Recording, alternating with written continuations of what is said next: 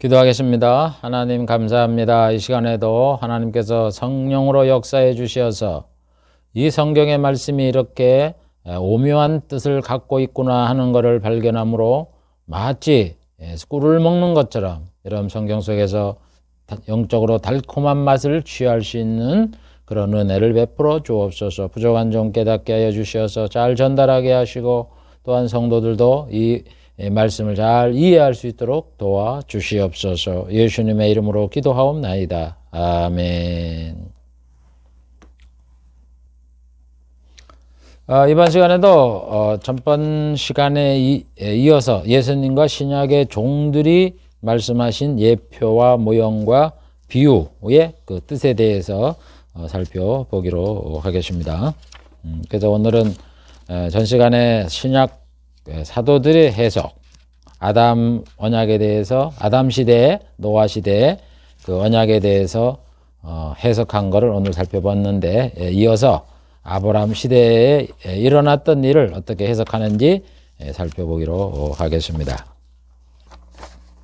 222번째 복음인 성경 12번째 시간이고, 두 번째 언약적 관점에서 본 이단 10번째 시간이고, 여섯 번째 예수님과 신약의 종들이 말씀하신 예표, 모형, 비유와 그 뜻 세 번째 시간이고, 두 번째 신약 사도대 해석 두 번째 시간입니다.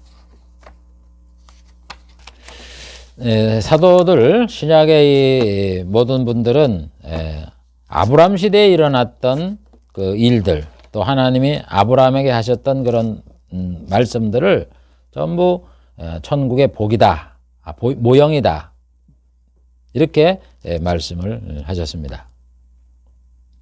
아브라함에게 말씀하신 내용을 보면 첫 번째는 천국의 복의 모형으로 세상 복을 말씀했어요.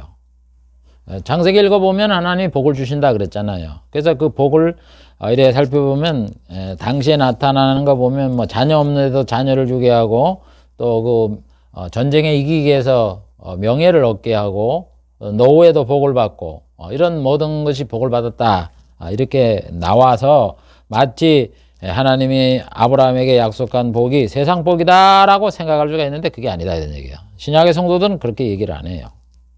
이게 다 천국의 복의 모형으로 세상 복을 약속했다라고 이렇게 말씀을 하세요. 그러니까 뭐예요?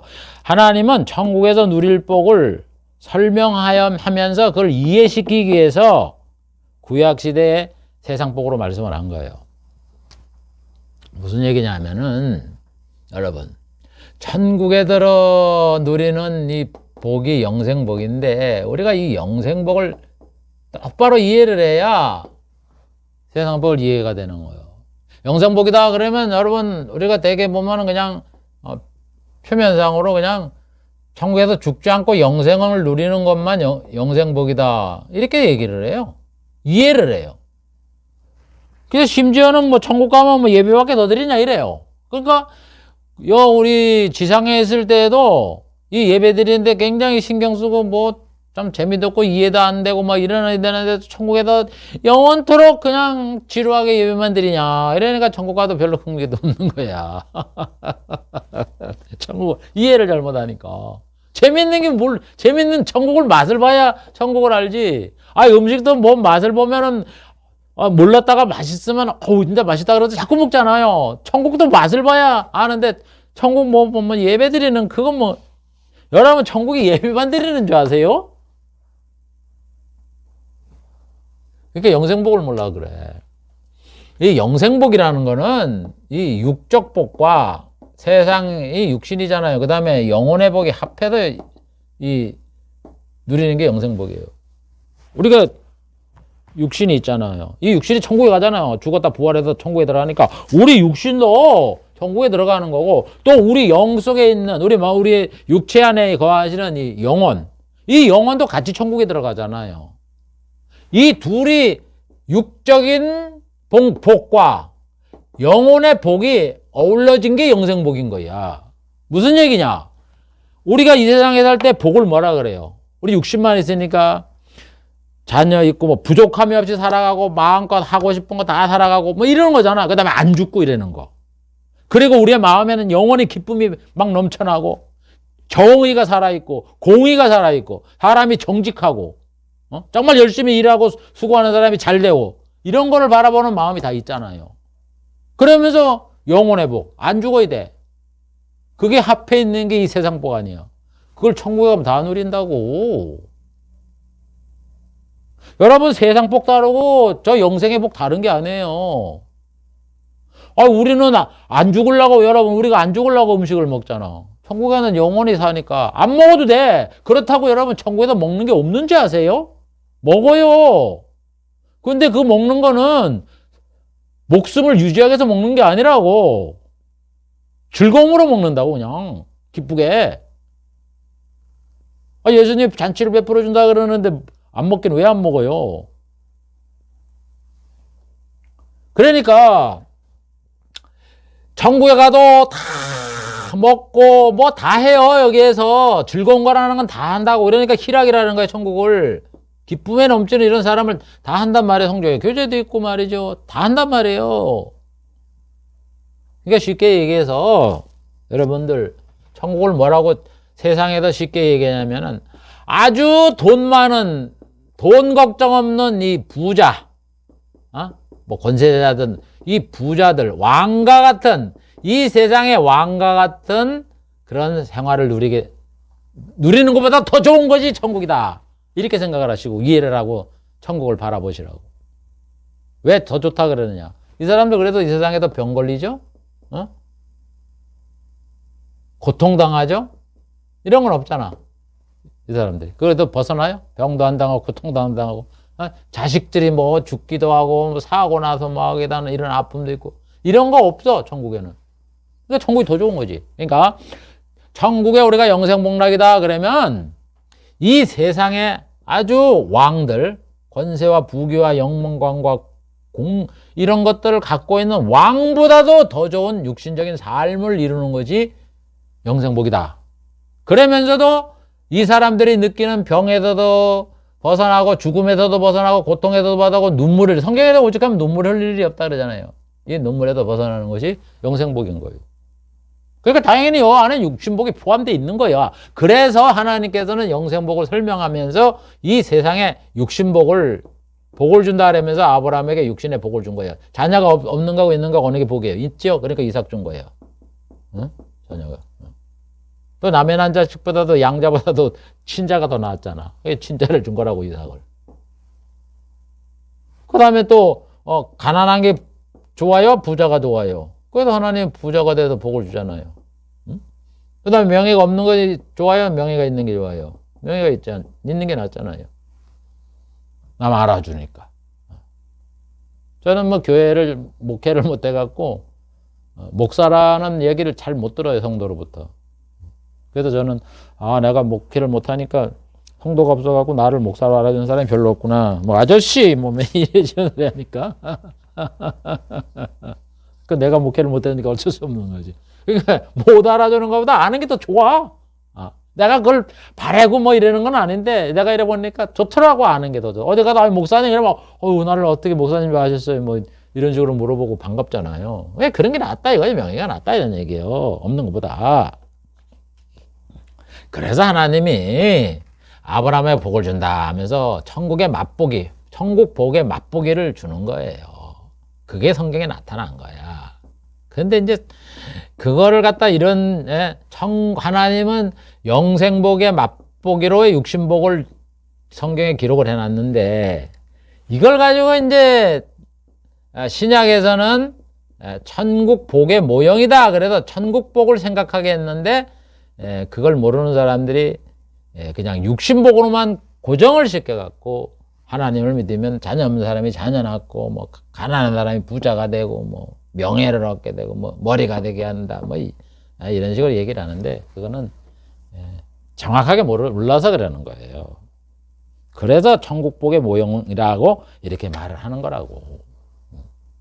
이해되셨어요? 왜 하나님이 아브라함에게 복을 준다 그래 놓고 나갖고 뭐 아들 주는 거, 땅 주는 거, 그다음에 명예를 주고 이렇게 했는가 하는 거를 우리가 잘 이해를 하고서 성경을 이해해야 되는 거예요. 그래서 기복신앙에 우리가 쫓아가면 안 되지. 그래서 이거 마치 하나님을 믿어서 예수를 믿어서 세상 복 얻는 걸로만 치중해 나가는 걸 가지고 기복신앙이라 그러는 거예요. 그게 삐뚤어진 거죠. 제대로 못 본 거죠. 그래서 하나님이 아브라함에게 뭐라 그래요? 말씀한 거를 바울이 복음이라 그러잖아요. 저번에도 얘기했지만 갈라디아 3장 8절에 하나님이 이방으로 믿음으로 말미암아 의로 정하실 거를 성경이 미리 알고 먼저 아브라함에게 복음을 전하되 모든 이방이 너를 인하여 복을 받으리라 하였다. 이게 바로 뭐예요? 하나님이 아브라함한테 복 준다고 한 그 이야기가 복음 전한 거다 이런 얘기예요. 내가 너한테 복을 주겠다고 얘기를 하는 게. 그 복이 영생 복을 주겠다는 거라고. 그런데 왜 하나님이 아브라함에게 먼저 복음을 전했느냐? 이방 사람들도 믿음으로 말미암아 의를 얻는다. 믿음으로 구원을 얻는 거 아니에요? 그러니까 이방 사람들도 영생을 얻게 하기 위해서 먼저 아브라함에게 복음을 전했다. 이렇게 말을 하는 거예요. 그러면서 하나님이 아브라함에게 언약한 게 복음이다 라고 분명히 얘기하잖아요. 이방이 너를 인하여 복을 얻으리라 하는 그 복음이 뭐요? 천국 가는 거지. 여러분 복음에서 무슨 복음이 무슨 세상에 복 준다라고 얘기한 건 아니잖아요. 천국 복인 건 다 기복주의자들도 인정을 하잖아요. 기복주의자가 그러니까 특징이 뭐냐면 영적 복과 육적 복을 분리를 해서 말을 해. 영적 복과 육적 복을. 우리는 하나인데. 하나인데. 아니, 복음에든 예수 믿으면 천국 간다 그러는 거예요. 그건 누구든지 얘기를 한다고. 그런데 이제 하나님은 복을 준다, 육신 복을 준다 이렇게 얘기를 하는 거지. 그래도 예수님도 이 말씀을 하세요. 마태복음 8장 11절에 너에게 이르노니 동서로부터 많은 사람이 이르러 아브라함과 이삭과 야곱과 함께 천국에 앉으려니와. 이방 사람들이 천국에 만국에 있는 사람들이 이방인들이 앞으로 예수님이 오시게 될 때는 아브라함의 3대 족장, 이스라엘의 3대 족장, 아브라함, 이삭, 야곱 이와 함께 천국에 들어간다 그러잖아. 천국에 들어간다. 천국에 앉는다. 천국에 들어간다. 그럼 생각을 해보시라고. 언제 구약을 눈 씻고 닦아봐도 아브라함과 이삭과 야곱에게 하나님이 복음을 전해갖고 천국 가게 된다는 말을 어디 나와 있습니까 대체? 성경에? 없잖아요. 우리 겉으로 보면은. 그런데 아까 사도 바울이 얘기한 것처럼 하나님이 아브라함과 이삭과 야곱에게 언약을 하잖아요. 내 씨로 인하여 자라남이 복을 얻겠다. 가나안 땅을 주겠다. 내가 너에게 복을 주겠다. 이게 다 복음에 대한 그 언약이라고. 그게. 그래서 하나님이 아브라함한테 이삭한테 야곱한테 언약을 했으니까 언약한 게 복음을 전한 거니까 복음을 전했으면 이 아브라함과 이삭과 야곱이 어떻게 됐냐 이거요. 믿었느냐 안 믿었느냐. 쉽게 해서 믿어서 천국에 들어가냐 안 믿어서 지옥 가느냐. 그걸 예수님이 말씀을 하는 거예요. 하나님이시니까. 내 아버지가 아브라함한테 복음을 전했는데 아브라함이 천국 가느냐 이삭이 천국 가느냐 야곱이 가느냐 간다. 이렇게 말씀하시는 거라고 쉽게.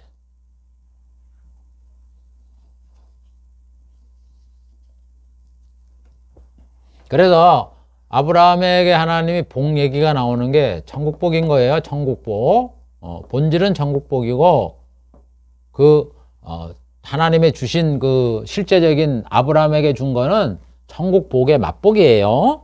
그렇게 이해를 하시면 돼요. 그 다음에 아브라함만 그런 게 아니라도 모세 율법에도 복 얘기가 나오잖아. 신명기 28장에 보면은 내가 너에게 명하는 모든 말씀을 잘 지키면 어떻게 하는 거예요? 내가 모든 민족에게 뛰어나고 떡강주리에 복을 받고 짐승이 복을 받고 성읍이 복을 받고 이래가면 그게 전부 다 저기 세상의 육신적인 복 아니에요. 육신의 복. 그래 이것도 아브라함과 똑같이 영생복의 맛복이다 이런 얘기예요. 영생복의 맛복이. 영생복의 모형이다 이런 얘기예요. 영생복의 모형. 빼기. 그래 이마트나 어디 음식점 하는 데가 보면 이렇게 만두 만들었다고 조금 맛보세요 이러잖아요. 맛보고 이게 저쪽 맛하고 이제 그 물건은 아니지만 똑같은 그 맛보기네 그걸 보고 맛있네 그러면서 사잖아. 똑같다 이런 얘기요. 그래서 신명기 28장의 60복이 영생복의 모형이요. 아브라함에 복 준다고 자녀 주고 이런 것처럼. 그러니까 봐보세요. 맛복이라는 얘기가 조금 준다는 얘기 아니야. 그래서 봐보시라고. 자녀를 주려면 하나님께서 그 크신 하나님이 하나 주겠어? 한 명 주겠어? 생각을 해보시라고. 물론 후초에는 뭐 6명인가 아들 낳았지만 본초에서도 이삭 외에 또 아들 낳고 또 아들 낳고 아들 낳고 이렇게 하지. 우리 욕심을 채워주려면. 그렇게 안 하고 하나만 낳은 건 맛복이라고 하기 때문에 그러는 거예요. 또 가나안 땅 주잖아요. 가나안 땅을 준다 해도 준 게 뭐예요? 막벨라 굴 막벨라 굴이 있고 사람 묻을 수 있는 무덤이잖아요. 그러니까 난 굴 무덤으로 쓰잖아요. 굴하고 굴에 딸린 밭, 산에 있는 밭. 이거 줬어, 겨우. 쉽게도 땅 요만 손바닥만한 것 줬다 이런 얘기예요. 가나안 땅을 유브라다 강에서 애국 강에도 유브라다 얼마나 넓습니까? 지금 봐보세요. 얼마나 넓은데. 그걸 다 준다 그러고 겨우 준 게 밭대기 하나 이래 줬다고. 아브라함 시대. 하나님이 주신다 그러면은 고기 달라 그러니까 메추라기를 주어서 한 달 동안 먹어갖고 코에서 냄새가 났다 그래서 주시는 하나님인데, 예?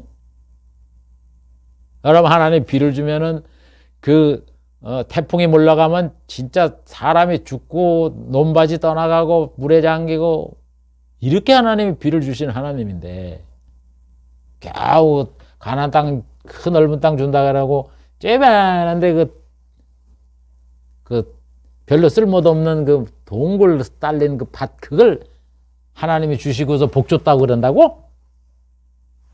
여러분 하나님의 그 넓으신 마음과 실제 나타난 것이 차이가 있을 때는 거기에 하나님의 깊은 뜻이 있는 거예요. 그러니까 맛복이라고 맛복이 천국의 맛복이. 우리도 여러분 이 세상에 그러니까 살 때 맛보기로 사는 거야. 그러니까 너무 세상에서 살면서 참 기도도 내 마음 같아서는 참 인물도 잘 살고 잘 있고 이름도 날리고 출세하고 이러고 싶은데 안 되나. 맛보기 세상 맛보고 천국 가서 누리라 하고 하는 거니까 잘 참고 이기면서 맡은 일에 충성을 하세요. 이 세상의 복이 다가 아니잖아요. 그래서 여러분 성경에 있는 이 복이라는 개념은 다 영생복의 모형이야. 그래서 시편 133편 3절에 하나님이 내가 본문을 읽어드릴게. 나 이거 본문 못 외워요. 맨날 봐도 헐몬에서 비가 내리는 것처럼 하나님이 약속한 것이 영생이다. 대충은 아는데 정확하게는 제가 읽어드릴게요. 3절에 110편 133편 3절이죠. 헐몬의 이슬이 시온의 산들에 내림 같도다. 시온의 산에 들에 내리는 것 같다. 그러면서 뭐예요? 거기서 여호와께서 복을 명하셨나니 곧 영생이로다. 이게 지금 구약책, 시편의 구약책이에요, 신약책이에요. 구약시대에 벌써 구약의 이 저자가 하나님이 명령한 게 영생이다라는 걸 밝히고 있어요. 그 참 우리 놀랄 일이지. 저는 이 말씀을 보고 놀랐어요. 다윗이 얘기한 거네, 다윗의 시가. 아니, 언제 구약에 보면 영생을 약속을 했다고, 명령을 해줬다고, 명령했다고, 명령. 하나님이. 그 아브라함의 복을 얘기하듯이 아브라함한테 자녀 준다 그랬지 무슨 영생을 준다고 얘기를 했어요. 가나안 땅 준다 그랬지. 근데 그것을 이 다윗은 구약에 있는 이런 하나님의 이런 선지자들은 계시를 받은 사람들은 다 영생인 줄 알았다고. 영생을. 그래서 밝히잖아. 여호와께서 복을 명하셨느니. 하나님이 명하시는 말씀이 영생이다는 걸 알았다. 다윗이 이렇게 말을 하잖아요. 내 몸에서 날짜가 하나님의 집을 세우고 그 다음에 그 나라를 견고하게 하고 그 위를 영원히 견고하겠다. 이게 다 영생에 대한 천국에 대한 약속이거든. 그러니까 영생이 하나님 복을 명했는데 영생이다. 이렇게 말을 하는 거예요. 여러분. 그래서 영생복이에요. 영생복. 구약에 말한 거. 그러니까 여러분들 기복신앙 하는 데는 따라가지 마세요. 그건 잘못된 거예요. 우리는 영생복을 전하는 거지. 그 다음에 하나님이 아브라함에게 가나안 땅을 준다 그랬잖아요. 이제 또 나오네. 가나안 땅. 이 가나안 땅의 의미. 다 이게 천국의 의미잖아. 가나안 땅이라는 건 뭐예요? 애굽부터 경계는 뭐예요? 애굽 강에서 저 유브라데 강까지 고 유브라데 강. 이거를 아브라함과 그 자손에게 주겠다 이렇게 약속을 한 거예요. 그것도 영원히 주겠다 하는 게 이 핵심이에요. 영원에 우리가 신경을 써야 돼요. 그래서 이 가나안 땅을 그래서 이걸 약속했기 때문에 우리는 약속의 땅이다. 그렇게 우리가 불러요. 그 성경에 하나님 뭐 약속의 땅이라 그러잖아요. 약속의 땅. 약속의 땅이야. 근데 이게 약속의 땅이 뭐냐? 우리 복음에서 하나님이 약속한 땅이 어디 있어요? 예수를 믿으면 땅을 기업으로 준다 그랬잖아요. 온유한 자는 복이 있나니 땅을 기업으로 준다. 응? 그래서 예수님이 비유로 얘기잖아요. 충성하면 내가 10고를 주고 뭐 5고를 주고. 여러분 그러니까 천국에 가면 맨날 예배만 드린다는 사람들은 천국에 가서 자기가 하나님이 10고를 다스리는 권세를 갖고 5고를 다스리는 권세를 가진 이런 것인지를 이해를 못하는 거지. 이게. 여러분 천국 가도 지금과 똑같은 세상 체제가 유지되는 게 많아요. 5골 어떤 분들은 상급을 받아도 5골의 장이야. 10골의 장이고. 그러는 거예요. 사도들이 다스리는 그 왕이잖아. 지역의 왕. 12지파의 왕.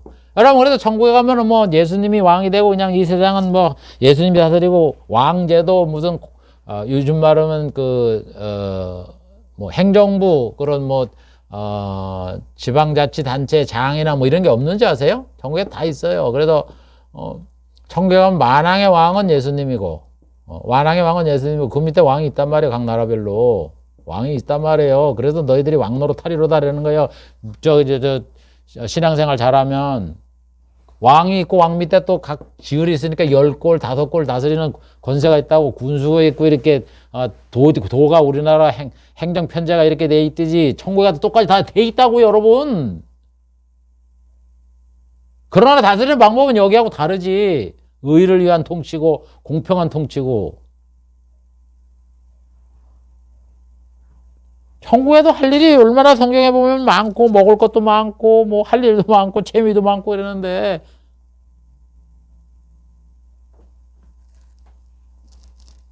그래서 이 가나안 땅을 준다는 게 약속을 땅을 준다는 게 천국을 준다. 가나안 땅이 천국의 모형의 약속의 땅. 여기 약속의 땅 아니야. 내가 이 땅 줄게. 내가 천국 주겠다는 거를 하나님이 모형으로 가나안 땅을 제시를 하는 거예요. 그래서 가나안 땅은 천국이에요. 그 다음에 하나님이 누구한테 준다? 아브라함과 내 자손에게 준다 그랬어요. 그럼 내 자손이다 그러면 우리나라는 이 복수의 개념이 잘 복합명사인지 아닌지를 우리가 내 자손이라면 우리가 생각하기를 자손들이라 하기 때문에 복합명사다, 복수다 이렇게 말을 하는데 이게 복수가 아니요. 단수라고 단수.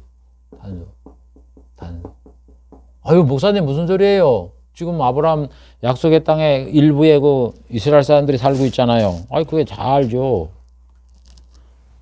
근데 그 사람들한테 하나님이 주겠다고 약속한 게 아니라 그 사람이 살지 말라는 게 아니라 하나님이 너 자손에게 준다고 분명히 얘기했잖아요. 성경 보세요. 잘 땅을 줄 때 17장이나 15장이나 이래 봐보세요. 너와 내 자손에게 준다 그랬지.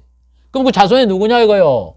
복수라고 생각하는데 이삭 야곱의 후손으로 알고 있는데 그게 아니라 단수 하나로 예수님이다 이렇게 얘기를 해요. 그러니까 하나님이 가나안 땅을 누구에게 줬냐? 아브라함에게 줬고 예수님에게 준 거예요. 앞으로 그걸 줄 것이다라고 약속한 거예요. 갈라디아 3장 16절에 그 말을 하잖아요.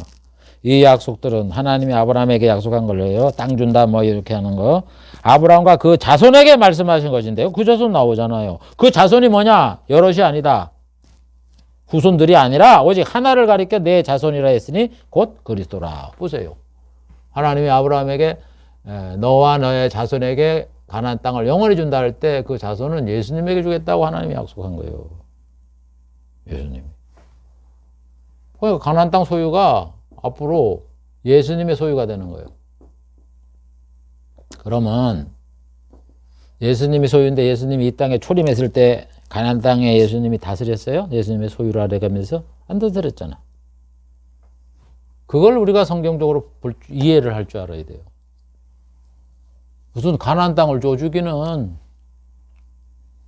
아니 그때 가나안을 다스리는 사람이 대제사장과 서기관 바리새는 예수님을 어떻게 하든지 죽이려고 그러는 판국인데 무슨 예수님이 왕 대접을 받았다고. 예수님이 왕이신데 그 대제사장 서기관들이 예수님을 갖다가 무고하게 해갖고는 가다 힘없다고 말이야. 십자가에 못 박게 모함을 해갖고 죽이게 합니까? 그런데 그 관리하는 앞에서도 예수님이 아무런 한거를 안 하시고 죽으시는데 무슨 가나안 땅에 왕이 됐다고 그래. 얘들 썼으면 그 땅을 다스려야 될 거 아니에요. 근데 못 다스렸잖아. 그 이유가 있는 거예요. 예수님 거기 때문에 예수님의 소유가 언제 되느냐. 예수님이 재림하면 예수님께가 되는 거예요. 예수님이 재림하는 이 지구의 모든 것이 다 천국에 속하니까 천국 안에, 이 지구 안에 있는 애국강에도 유브라데 강까지도 다 천국에 속하니까 예수님의 소유가 되는 거 아니에요. 그걸 얘기하는 거예요. 천국을 약속하는 거로 예수님의 재림으로 이 지구에 천국이 세워질 천년왕국을 약속하고 있는 거다. 이런 얘기가 이 깊은 뜻이, 속뜻이 드러난 거.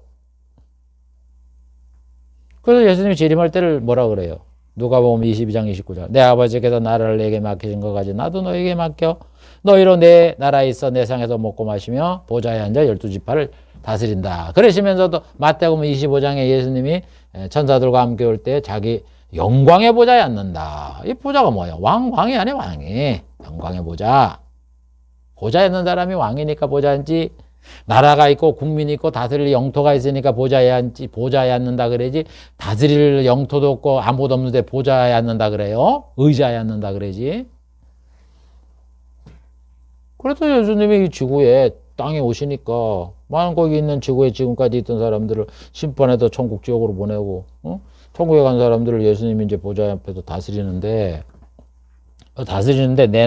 그러던 천년왕국을 천국 아니에요. 하나님이 나에게 맡긴 거 아니야. 하나님이 맡겼으니까 나도 이 천국을 안 다스리고 너희들한테 맡긴다는 거야. 나도 내 아버지께서 이 천년왕국을 말하는 거야. 요거는 나라를 내게 맡기신 것 같이 나도 너희에게 맡겨. 너희로 내 나라에서 내 상에서 먹고 마시고 보좌에 앉아서 12지파를 다스리게 한다. 이렇게 말을 하잖아요. 12명이 다스리는 거예요, 사도들이. 그러니까 이 가나안 땅이라는 거는 천국을 말하는 거예요. 천국, 앞으로 올 천국.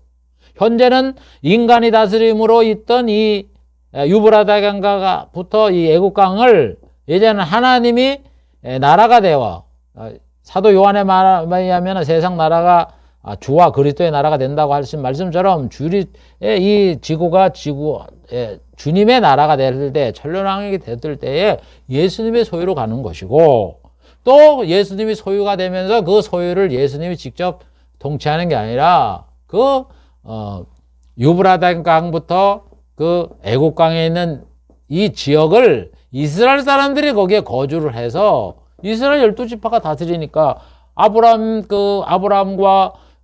후손 중에 예수 믿는 사람들은 어디가 사느냐? 애국강에도 유브라데 강에 가서 산다. 이런 얘기 거기에 경계가. 여러분 천국에 보면은 이래 민족들이 이렇게 나라를 구성한다고 한국성도 지금 있는데 이 사람들이 이제 다 예수 하나님과 다 섞어서 살자? 안 그래요.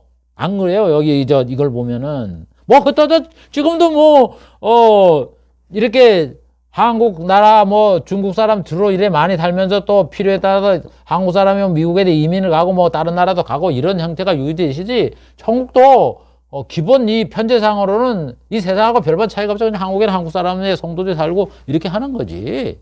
그렇다고 지금처럼 텃세 부리고 그런 건 없어지지만은 그런 형태를 유지하는 모습을 우리가 성경에서 발견할 수 있다. 이런 얘기예요. 그래서 하나님이 가나안 땅을 주겠다는 건 천국을 주겠다는 거예요. 그래서 보세요. 하나님이 가나안 땅, 그 땅 준다고 약속을 해놓고 그 가나안 땅을 이스라엘 백성에게 준 적이 있습니까? 아브라함에게. 아브라함도요, 살다가 죽고도 땅에 하나님이 아브라함한테 가나안 땅 애국 강에다 유브라데 강에 준다고 해놓고 땅떼기 요만큼 주지 언제 그걸 줬어요? 가나안 땅은 맛도 못 봤어요. 안 그래요? 이스라엘 백성도 맛도 못 봤고. 다윗 시대에 비로소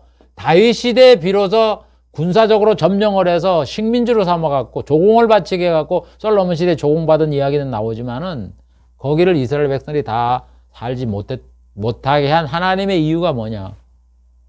예수님에게 준다 그랬으니까. 그게 하나님의 뜻이니까. 그걸 다 이런 뜻이 있는 거예요. 깊은 하나님의 그 경륜과 섭리가 이 안에 녹아 있어서 역사를 그렇게 운영하시는 거야. 그 다음에 하나님이 아브라함에 대해 후손에 대해서 말씀했어요. 뭐 이삭으로 난 자가 넷이가 된다. 뭐 아브라함이 우선 할례를 받아라. 뭐 이런 말씀을 했는데 뭐 백성이라는 말도 사용했는데 아브라함의 후손 또 백성이라고 말하는 거는 누구를 가리키느냐? 그거는 천국에 들어갈 성도의 모형이다. 이렇게 말을 해요. 아브라함의 자손을 언급했는데 이 자손을 성도라 이렇게 생각을 하고 하나님은 아브라함에게 그 자손의 의미를 그렇게 설명을 했다 이런 얘기예요. 그래서 아브라함의 자손이 되려면 이삭의 씨야 되고 야곱의 씨야 돼야 돼요. 우선 이스마엘은 제외되는 거고 에서가 제외되는 거예요. 후사, 그 후사라는 말도 쓰고 자손, 후사 똑같은 의미로 쓴단 말이에요. 그 다음에 백성이라고 할례를 받지 않으면 백성 중에서 끊어진다는 이 백성의 의미가 다 똑같은 거예요. 이게 다 뭐냐? 성도예요, 성도. 앞으로 성도를 보면서 자손, 백성 이거를 모형으로 삼아서 말을 하는 거예요. 그래서 아브라함의 자손, 백성, 후사가 가나안 땅에 가나안 땅에서 살았잖아요, 옛날에. 그죠? 보면은 이스마엘이나 이삭, 에서는 가나안 땅에도 못 살았어. 에서는 그 옆에 에돔 지역을 살았고, 이스마엘도 보면 이스마엘도 에서가 사는 데가 살기도 하고 뭐 이렇게 외곽으로 돌잖아요. 가나안 땅 거기는 안 살았잖아요. 기업을 못 얻은 거예요. 후초의 자식들도 마찬가지고 다른 민족으로 후벌됐지. 그래서 가나안 땅에 살다는 건 천국 백성을 얘기하는 거예요. 그러잖아요. 가나안 땅에 산다는 거. 가나안 땅에 살았으니까. 그러니까 천국 백성에 산 아브라함의 자손, 후사들이 뭐요? 성도. 우리 가나안 땅 천국에 들어온 사람을 성도라고 그러잖아. 성도의 모형이다 이런 얘기. 성도의 모형. 그래서 성경에 로마서 4장 11절 12절에 보면 바울이 얘기를 하잖아요. 아브라함은 모든 믿는 자의 조상이 되었다 그러잖아요. 그래서 할례 받는 자의 조상이고 무할례자의 조상이다. 그래서 아브라함은 모든 믿는 자의 하나님 앞에 모든 사람의 조상이다. 이렇게 말을 해요. 사도 바울. 그래서 아브라함이 할례자의 조상이다. 당연히 이스라엘 백성들이 할례를 받으니까 할례자의 조상이라는 말이 맞죠? 이스라엘 조상이다 이 뜻이게요. 육신적으로. 무할례자의 조상이다. 무할례자. 왜 우리가 무할례자? 우리 조상은 아브라함계가 아니잖아요. 노아나 아담은 우리의 조상이라고 얘기를 하지만 아브라함은 우리의 조상은 아니에요. 우리가 이스라엘 백성이 아니기 때문에. 당군이라 그러죠, 당군. 뭐 정확하신 뭔지는 모르지만. 아무튼 아브라함계는 아니에요, 우리가. 직계조상은 아니에요. 반계지, 반계. 노아의 후손이니까. 이게 무슨 뜻이냐 하면은, 할례자의 조상이라 그래갖고는 여기서 무할례자의 조상이다 그래갖고는 뭐, 이스라엘 전체 조상이라는 의미가 아니라, 이스라엘 백성 중에서 할례 받은 자가 이스라엘이잖아. 이스라엘 백성 중에서 예수를 믿는 자의 성도, 그러니까 이스라엘 성도를 얘기하는 이스라엘 성도 여기서 말하는 거. 이스라엘 성도의 조상이고 그 다음에 무할례자. 우리가 할례를 안 받았어요. 우리는 할례 모르잖아요. 이방인 중에 예수를 믿어서 천국에 들어가는 이방인 성도를 얘기하는 거예요. 이방인 성도. 그래서 이스라엘 성도, 이방인 성도의 조상이 아브라함이다 이런 얘기예요. 그럼 왜 조상이라고 붙였느냐? 우리가 육신적으로 얘기를 할 때 이스라엘 아브라함으로부터 뭐 이삭이 낳았고 뭐 야곱이 낳았고 뭐 그다음에 뭐 야곱으로부터 12형제가 나와서 뭐 쫙 이스라엘이 뭐 12지파가 이래 생겨갖고 이게 된 게 이게 족보 아니야. 이게 그래서 이 사람을 조상이라 그러잖아. 위로 올라갈수록. 마찬가지로 하나님의 나라의 성도들도 보면 신앙의 체계를 보면은 신앙의 체계를 하나님은요 아담에게 언약을 하고 노아에게 언약을 했지만 신앙의 원칙을 설명을 해준 그것은 바로 아브라함이 처음이었어요. 아브라함을 통해서 하나님이 그 복음에 대한 우리 구원에 대해서 더 상세하게 아브라함에게 계시를 해서 그 속에 보면 그래요. 봐보세요. 우리가 믿음의 조상 아브라함이라고 그랬는데 왜 우리 믿음의 조상을 아담이라고 안 그러고 노아라고 안 그러냐고. 하나님의 언약을 아담과 노아에게 먼저 했는데도 불구하고 그 사람을 믿음의 조상이라 안 그러고 아브라함을 조상으로 삼았어요.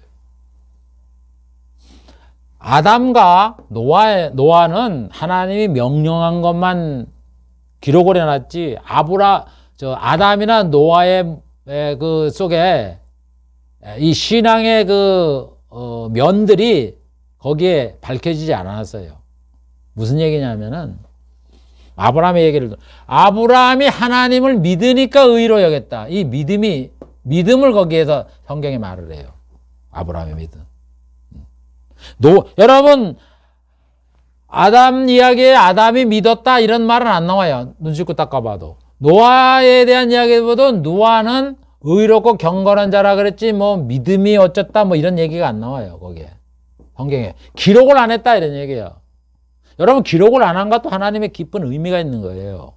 이게. 또 이거 얘기하면 내가 길어지니까 그만둘래요. 히브리서 저자가 멜기세덱의 이야기를 하면서 그 말을 해요. 근데 이게 또 길어지니까 지금도 자꾸 강의가 길어져서 이해하기가 좀 어려움이 많을 텐데. 자, 그래서 하나님이 아브라함 밖에 나가서 네 자녀가 하늘의 별같이 많아진다. 그러니까 아브라함이 하나님을 믿었기 때문에 하나님의 의를 얻는다. 이 믿음의 의가 나온단 말이야. 그래서 이 복음의 그 원리를 아브라함 언약 속에서 하나님이 처음 밝혔기 때문에 이 아브라함을 믿음의 조상이라고 말을 한다 이런 얘기예요. 첫째, 우리가 믿음으로 의를 얻게 되죠. 믿음의 의를 밝히는 거고, 그 다음에 그 신앙 천국에 들어갈 성도가 이 선민 이스라엘과 이방인들이 가게 된다는 걸 보여준 게 바로 아브라함에게 말씀한 거예요. 너의 씨로 인하여 천하만민이 복을 얻게 다. 천하만민이 선민하고 이방인을 얘기하잖아요. 그래서 그 천국에 들어갈 구성원이 그거다 하는 거를 아브라함에게 처음 밝혔고, 그 다음에 여기 보면은 그래서 하나님이 믿음으로 의를 얻는다 그래놓고 난 다음에 뭐를 했느냐면 할례를 받아라 그랬다고. 그 다음에 할례를 받아요. 그래서 아브라함과 모든 식구들이 할례를 받았다 그래요. 그래서 할례를 받으면 하나님의 백성이 된다 그랬어요. 이때 믿음으로 의를 얻었다 할 때는 할례를 안 받았어. 할례 받기 전이야. 그거를 사도 바울이 그 의미를 밝히는 거야. 왜 할례를 받았느냐? 아브라함이 하나님을 믿으니 의를 여겼다 하는 요걸 인친 거다 이런 얘기야. 겉으로 우리가 들어서 인치잖아요. 우리가 예수를 믿는다고 고백을 하지만 그걸 인치는 행위가 뭐예요? 그게 세례란 말이에요. 겉으로 만천하에 알리는 거. 똑같다 이런 얘기야.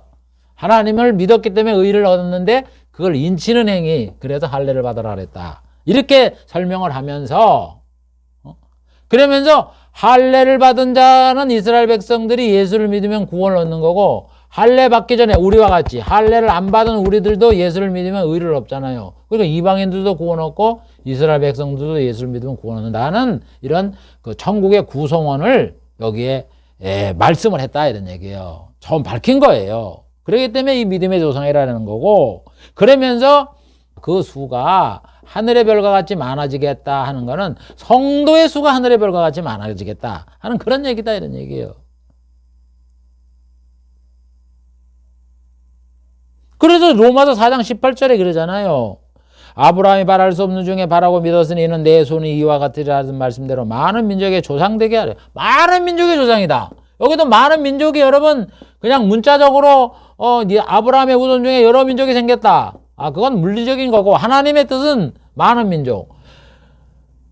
아브라함이 처음에 하나님을 믿어도 의를 얻어도 우리가 아브라함처럼 하나님을 믿으면 의를 주겠다는 그 뜻을 약속했으니까 복음을 전한 거 아니야. 마찬가지로 우리들도 복음을 들어서 아브라함처럼 하나님을 믿으면 구원을 받는 거예요. 아브라함처럼. 그래서 믿음의 조상이 되는 거예요. 믿음의 효시가 되는 거예요. 아브라함은 모델이 된 거예요. 그래서 우리가 아브라함처럼 예수를 믿는 사람들은 나 아브라함과 똑같은 믿음을 본받는 거 아니에요. 그러니까 그런데 성도는 뭐로 구성되어 있어요? 한국 사람, 일본 사람, 뭐 미국 사람, 뭐 러시아 사람, 뭐 벨 3개, 뭐 나라만 해도 200개가 넘는 사람들, 또 민족으로 따지면 더 수천 민족이 있는 사람들이 다 성도가 되잖아. 그러니까 그 민족 하나하나 많은 민족의 조상이 되는 거야. 그러니까 쉽게 얘기해서 뭐예요? 이 세계 모든 민족 중에 예수를 믿으면 누구든지 구원을 받게 이렇게 해주겠다. 그래도 그런 의미에서 많은 민족의 조상이 되게 하려고 하나님이 이랬다라고 이렇게 복음적으로 영적으로 해석을 하고 있다고요. 영적으로. 이 원리를 밝히는 거야. 사도 바울은 그래서 이 성경에 아브라함에게 말하는 자손이다, 뭐 후사다, 뭐 백성이다, 이게 다 성도를 얘기해. 성도의 모형이라고, 성도.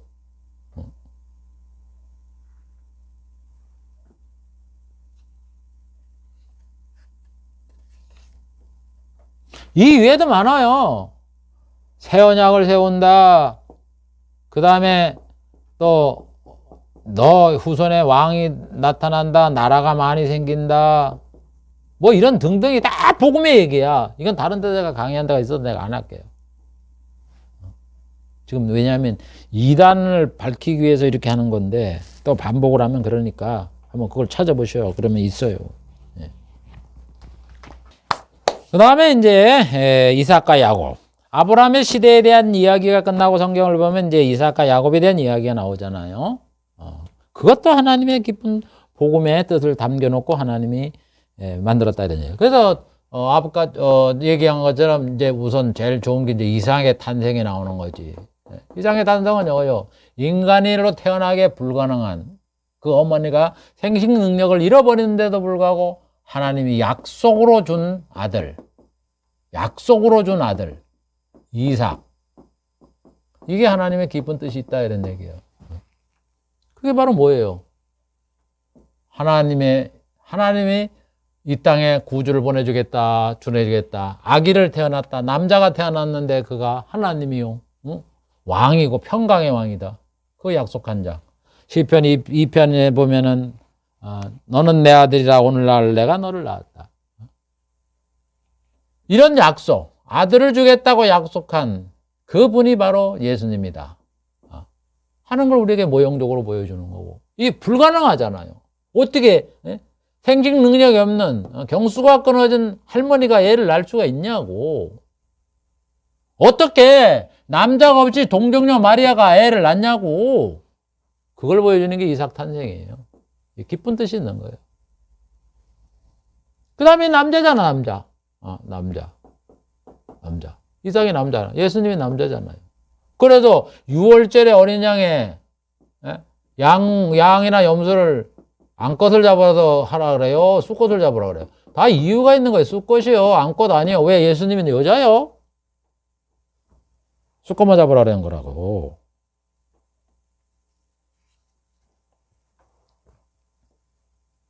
그러면서 예수님에 대한 모형뿐만 아니라 이게 성도의 모형이에요. 이사가 성도의 모형. 성도의 모형.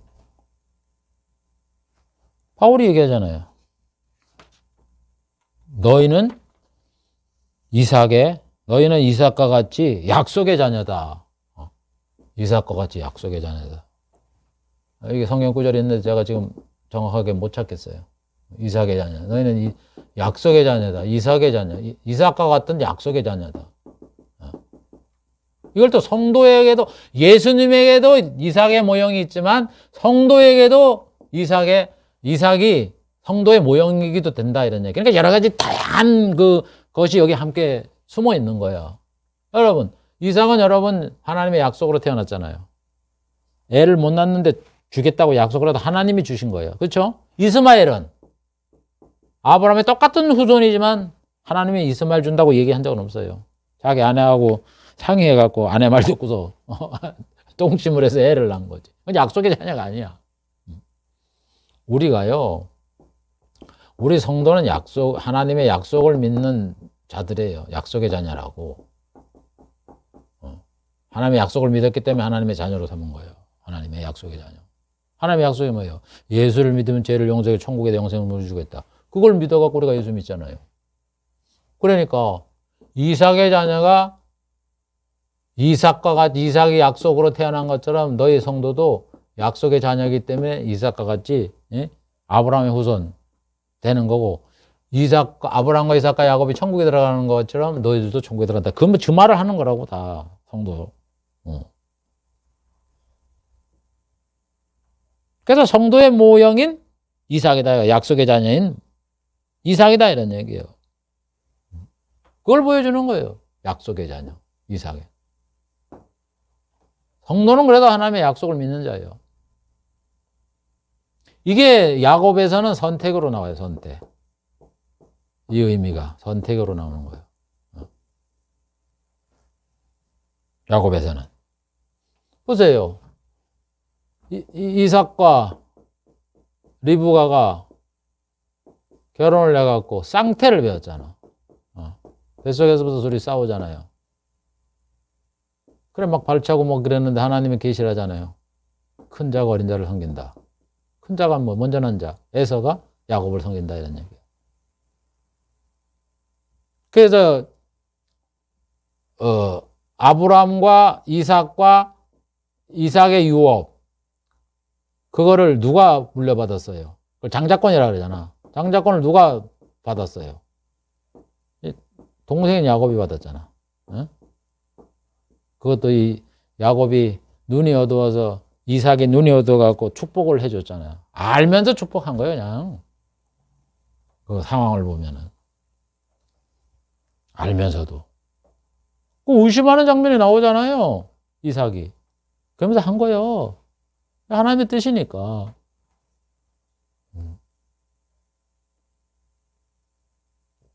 하나님의 야곱을 사랑하는 줄을 이삭도 알았다고요. 그래서 축복을 해줘갖고 야곱이 장자권을 얻어갖고 가나안 땅에 사는 거야. 후사가 돼갖고. 그런데 봐보세요. 그래서 하나님은 큰 자가 어린 자를 섬긴다 그랬기 때문에 야곱을 선택한 거지. 후사로서. 그래서 선택받은 자가 가나안 땅에 살듯이 이 세상에 있는 많은 사람들이 하나님의 약속을 믿는 자가 하나님의 자녀가 되고 천국에 들어가 영생 목락을 얻듯이 하나님이 선택한 자가 약속의 자녀다, 이런 뜻이에요. 야곱을 선택해서 구원을 받게 하죠. 아브라함의 후사가 되게 하고 이삭의 후사가 되게 하듯이 우리가 선택을 받았기 때문에 천국에 들어가 하나님의 자녀의 그런 자녀가 된다 하는 걸 보여준 거라고. 그래서 선택을 받아야 돼요. 그래서 선택 받은 자가 천국 가는 거예요. 약속을 믿는 자가 천국 가는 거고. 선택은 장로교 교리만 있는 게 아니라고 전번에 제가 얘기했죠. 더 얘기 안 할게요. 자꾸 또 얘기하면 또 제가 또 흥분을 해. 그래서 여러분 구속언약에 보면은 창세전에 하나님이 신령한 복을 우리에게 주시기 위해서 창세전에 그리스도 안에서 우리를 선택했다, 이러는 거예요. 그러니까 당신이 믿든 안 믿든 하나님이 선택한 사람들이 예수를 믿게 되는 거예요. 교회 아무리 나와도 하나님이 선택하는 자는 가라지 역할을 하다가 결국 지옥 갈 수밖에 없는 거예요. 선택받은 자가 구원을 받는 거예요. 그래서 예수님이 뭐라 그래요? 마태복음 22장 14절. 청함을 받은 자는 많대. 청함을 받은 자가 있고 그 다음에 택함을 받은 자는 적느니라. 이러면서 뭐예요, 이게? 택함을 받은 자가. 이게 구원받는 자예요. 이 성도예요, 성도. 청함을 받는 자는 나는 교회 구성원이고 구원받지 못하는 교회 구성원. 그걸 가지고 뭐라 그래요? 가라지라 그러죠. 가라지. 밭에다가 알곡을 심었는데 씨를 심었는데 가라지가 웬일입니까? 이래 보니까 나부러더라. 가라지 뽑다가 씨앗까지 그 식물까지 재배하고 싶은 식물까지 뽑히니까 나보더라. 세상 끝날에 다 때가 되면 가라지 다 아래 알곡 그거 다 거둔 다음에 가라지 갖다가 불태우면 된다 그러잖아요. 그러니까 이 성도 안에 하나님 왜 이 교회 구성원들의 가라지를 놔두느냐. 이 가라지를 없애려고 그러면요. 이 성도가 타격을 입어갖고 이 사람도 신앙생활 안 하니까 그냥 놔두는 거예요. 그러니까 교회 가라지하고 성도하고 같이 자라는 거예요. 여러분. 가짜. 그래서 목사가 있고 진짜 목사가 있고 가짜 장로가 있고 가라지 장로가 있고 진짜 장로가 있고 가라지 권사가 있고 진짜 권사가 있고 그러는 거예요. 여러분 교회에. 그걸 분별할 줄 알아야지.